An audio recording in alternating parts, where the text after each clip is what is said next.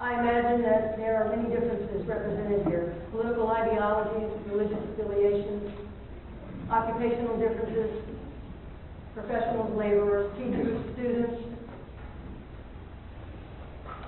conservationists, environmentalists. But the one thing that weaves us together tonight, the one thread that unites us all, is the Buffalo River, the crown jewel of Arkansas.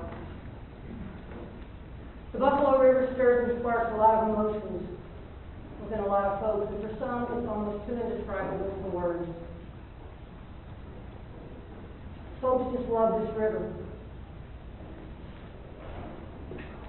And so it's no surprise when a 6,500 confined animal feeding operation, halfway short, was permitted to operate in the Buffalo River watershed. People were left shaking their heads. People were stunned. People were dismayed. Some were even outraged. Mostly folks were confused. Why in the world would anyone place a swine facility in the Buffalo River watershed? A facility that generates 2 million gallons of waste annually, approximately the size of a town, roughly 25,000 to 30,000 people. Raw liquid waste, placed in open-air pits, then land distributed on fields in and around the Mount Judy community. Many of these fields are on Big Creek. Less than 5 miles upstream from the Buffalo River. Why in the world? Many of these fields, again, were on Big Creek. In karst, extensive underground drainage system. And lastly, why would anyone place a swine facility near one of America's best ideas, the national park? So I'm here this evening to talk about, quickly, the background, red flags, and ongoing development. So let's talk about how it happened. My team has been diligently and painstakingly doing the Freedom of Information Act. And that affords citizens in Arkansas, has one of the best Freedom of Information Acts in the country. It's called the Sunshine Law. And many people were left in the dark, and we still are in the dark. And so my team has tried to put together the pieces of a puzzle to kind of shine light on this. And so we don't know exactly why it happened necessarily, but we've got a pretty clear picture of how it happened. So ADQ implemented a Reg 5 in 2012. It was sort of to eliminate the duplicating requirements so that the general permit, the Reg 6, wouldn't overlap. Extensive stakeholder input. Farm Grill, Cargill, Tyson's, U of A, a lot of folks were involved in this. And what they did was, it was going to be primarily less regulated. It was going to afford the same current protections as the Regulation 5, which was the liquid waste permit for the capital at that time. ADQ recommended the state general permit to CNH. This general permit does not distinguish between karst regions and other regions of the state. The loan guarantees remained to this facility were inadequate. There was an environmental review for the loan guarantees that were attached to the loan, terribly inadequate, finding of no significant impact was inadequate. Many of the agencies that were responsible to learn about this, the 2 agencies were required by law to consult the National Park Service, to consult the U.S. Fish and Wildlife. It didn't happen. And there was inadequate notification. It was in the state paper, but these agencies legally had to put it in the paper near the vicinity of the Capitol. This was not done. Terribly inadequate. So I'd like to take a look at the state of the art. This was touted as a state-of-the-art facility. Folks were told, don't worry about it, we've got everything under control. Pond leakage up to 5,000 gallons per acre per day is allowed. This is in karst. Excess phosphorus, many of the fields that line Big Creek already have above optimal or above optimal phosphorus levels. Largest field 7, largest field that you see there on the screen, is in a floodplain. We cannot get the phosphorus index for this field. We don't know. Very problematic. 8 fields are adjacent to Big Creek. This is in karst.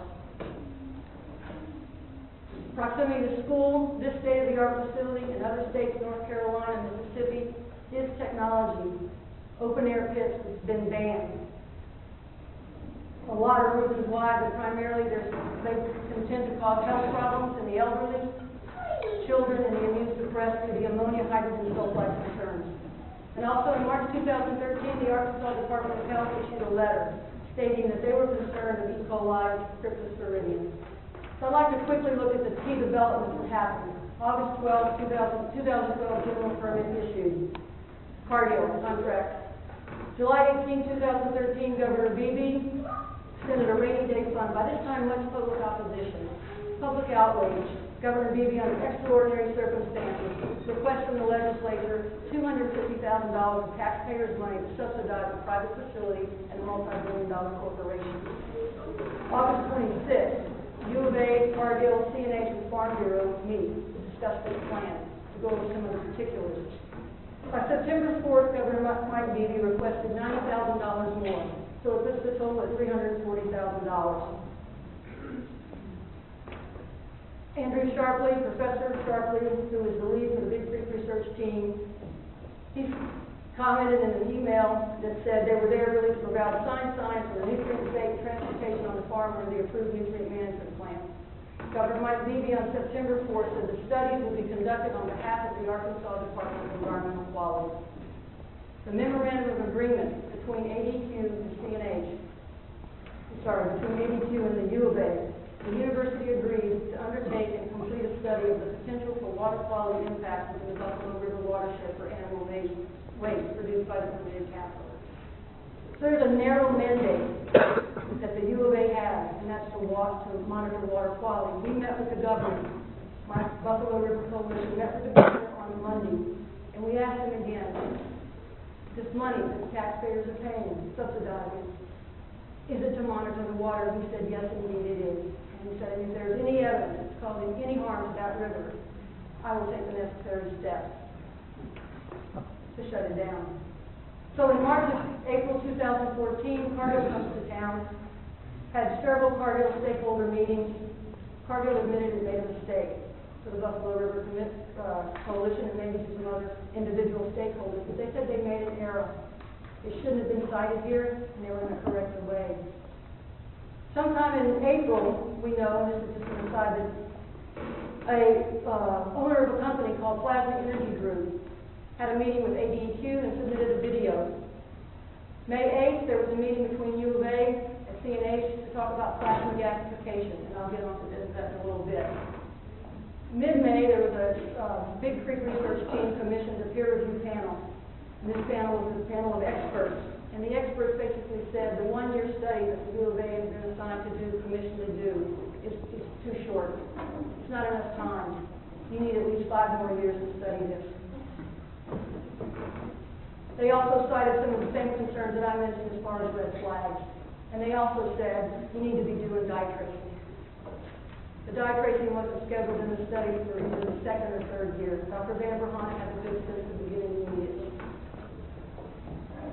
September 14th, Cargill issued a stakeholder letter to many individuals and to the Buffalo River Coalition saying, no, we're going to stay right here. We decided to stay put. We're going to do some mitigative measures, put a gas flare. We're going to put some pond covers on one pond, and we're going to put the liners on the ponds. In a letter to the stakeholders, Cargill Swine Operations said, new technology is being examined that has the potential to improve how the entire industry manages and disposes of animal waste. So now we're starting to see a picture. Some of the puzzles are being put together that this state-of-the-art facility that was going to take liquid waste and apply it and use economically, utilization of nutrients is now sort of becoming into talking about animal waste and disposing of the animal waste. As you see here, the key developments that I've already outlined, they don't completely go away. The U of A is still involved. The U of A is looking at separating out solids. They're even now talking about transporting the waste out of the watershed. But suddenly everything just kind of dissipates. Cargill's still a little involved. And now we're faced with plasma arc technology. This is called state-of-the-art now. 2 years later, this is the leading technology. So what we're watching is this facility suddenly morphing, shape-shifting, and becoming something entirely different than what it was permitted to do. And much to the because of all of the folks that have been dismayed and all the other emotions that underline these legitimate concerns. This is risky technology. The plasma process we know, we did a Freedom of Information Act, and we found out there was a series of communications between AD&Q, CNH, Farm Bureau, pork producers, and the company's owner, Plasma Energy Group, called it a closed-loop system, which means that if they're successful in doing this, creating plasma, another form of matter, AD&Q is out of the loop. AD&Q, Arkansas Department of Environmental Quality, will no longer be the regulatory agency. We don't know who will regulate these folks. They say it's going to be all electric, no combustion or fuel, little oxygen, but however, in the second chamber, in this schematic diagram that we were able to look at, there is carbon dioxide. So we feel like there is some oxidation that might be happening, and there might be some burning. But anyway, they've requested permission to install and test for an exempt status for permit requirements in the treatment of swine waste. The documents say that this was installed in mid-August with October-November installation, and they want a pilot test run by the 1st of December. This is a pilot program. This is untested, unproven technology. This is what Murray Vance, the Plasma Energy Group president, says. We believe the technology offers a solution for ongoing waste problems in the agriculture industry and Arkansas in particular. AD&Q's response to the Plasma Energy Group cannot recommend approval, cannot be independently evaluated, and it actually may combust waste at some point in the process, permitting requirements for incinerators. What did they do? They told them to proceed at your own risk. So it's an incinerator. We think it's an incinerator. We don't know for sure.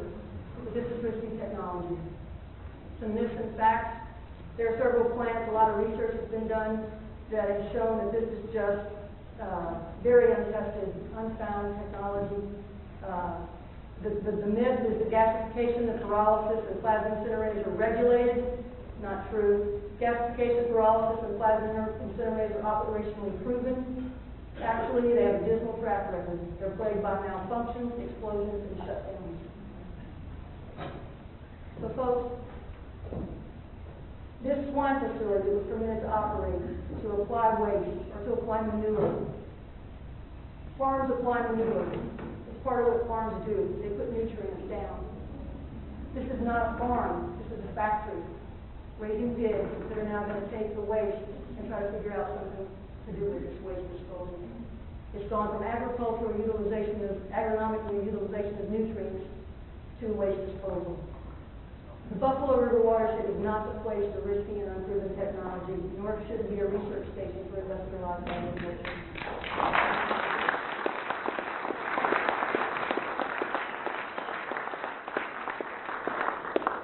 My team and I, Buffalo River Watershed, I found out just this afternoon that we filed a petition with the Arkansas Pollution Control and Ecology Commission. We asked to speak at their next Friday's meeting. We are challenging AD&Q. We hope that AD&Q or APC&E will tell AD&Q that they cannot allow this technology to move forward. I'm going to move now into the legal update. I am part of a wider, broader coalition that is Arkansas Canoe Club. Our team, National Parks Conservation Association, and the Ozark Society. We filed a lawsuit sometime in August, early September, and we're working with Earth Justice, Earthrise, Carney and Affiliates, a Little Rock firm. We were the plaintiffs, which means we were the complainants. We filed this complaint. We initiated the complaint. And our premise and where we stood and where we stand today is Treasure Buffalo River is unique geology, clean waters, the wildlife is sustained, and the people who have been drawn to it are at the heart of our attempt in this action to set things straight. The agencies that we filed suit against are the defendants, Farm Service Agency, which is part of the United States Department of Agriculture and the Small Business Administration. Our contention is that they ignored the law when they decided to commit the resources of the federal government to guarantee loans totaling more than $36 million. This was for the construction of the gestation and farrowing barns and was also to purchase 23 acres.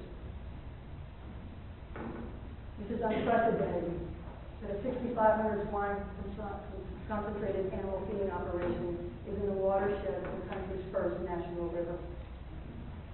We also contend that Farm Service Agency and the Small Business Administration rubber stamped the requested loan guarantees without taking a hard look at the environmental impacts, without notifying and engaging the public and consulting as necessary with the other agencies.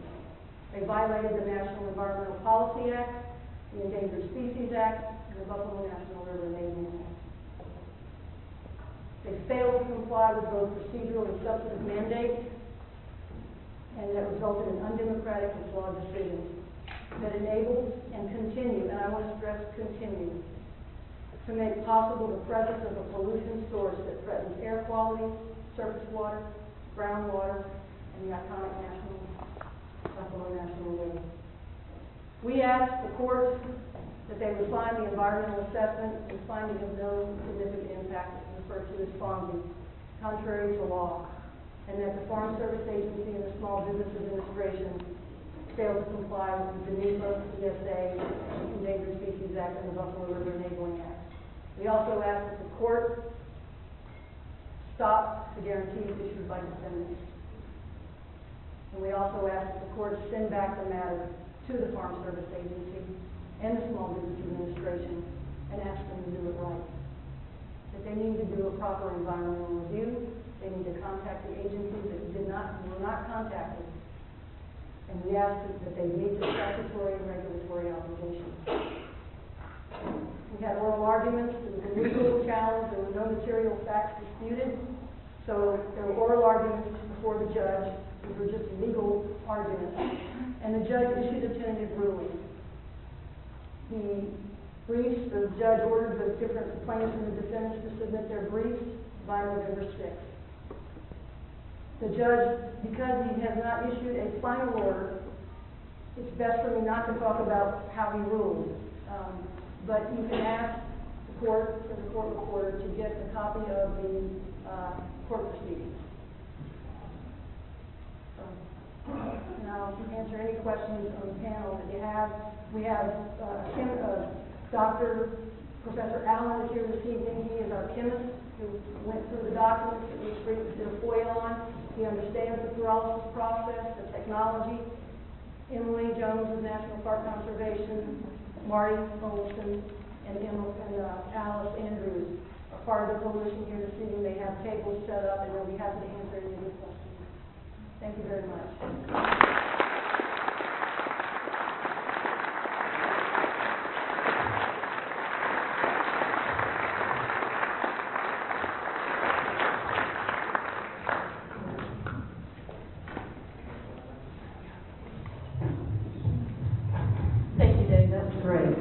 Our next speaker is Mr. Chuck Bidding.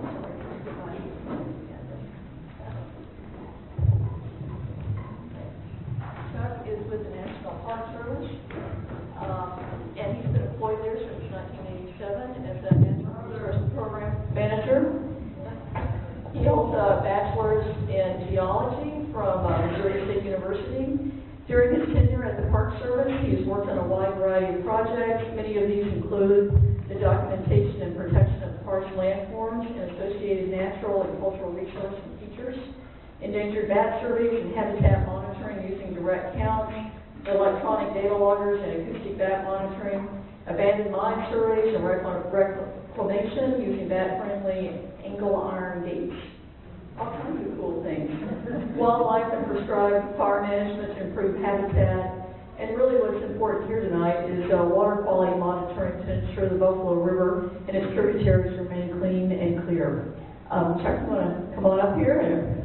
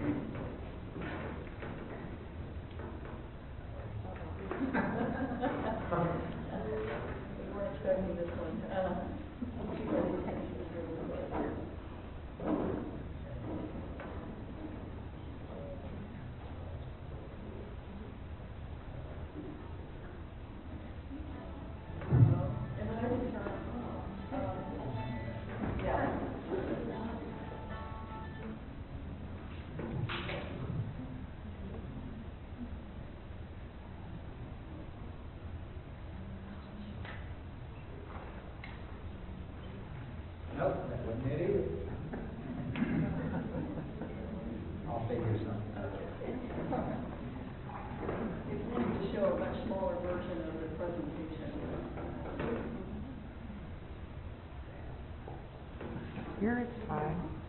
All right, we'll try it. I may have to, we almost had it for a second.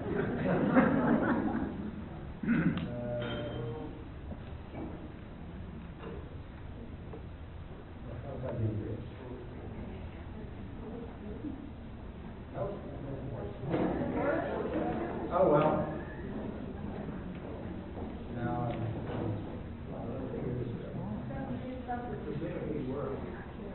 It works on the screen. oh, I am seeing that. I can deal with that. That was bigger before. Get something tucked into the full screen. The presenter view work. Yes, perfect. That's fine. Okay, yeah, sorry. I'll try. Wow, it's good to see all of you here. I didn't expect this big of a turnout. As Teresa says, I've been with the Buffalo National River for going on 28 years now. So I've been there a while. I haven't been doing water quality work in a number of years.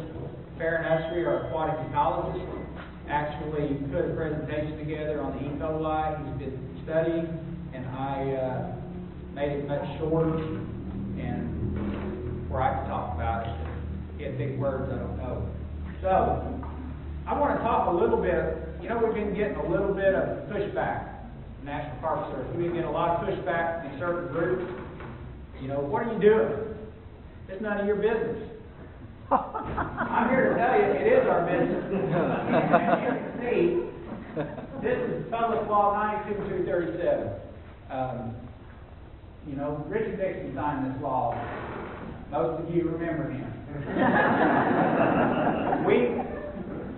When Congress established the National River, we were to conserve and interpret an area containing unique scenic and scientific features and preserve as a free-flowing stream Buffalo River for the benefit and the enjoyment of present and future generations.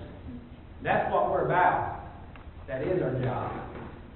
So, to put it in non-congressional language, we're there to protect the Buffalo River, these unique scenic and scientific features from harm and destruction, so that other people can enjoy and benefit from recreation or other means. This thing. Works. All right.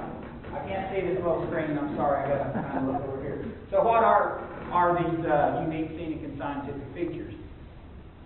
Beautiful bluffs, a beautiful, clear, clean river, clean air, wildlife.